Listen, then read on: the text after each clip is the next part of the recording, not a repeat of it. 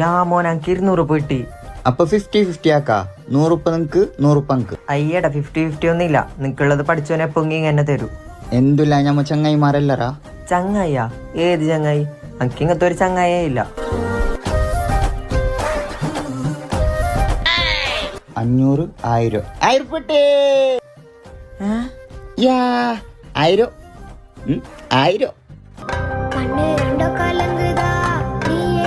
500 1000.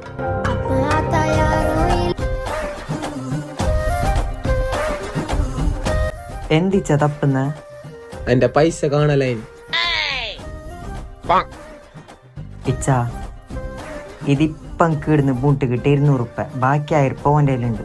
അതിനെന്റെ 200 തന്നെ കാണാലേ.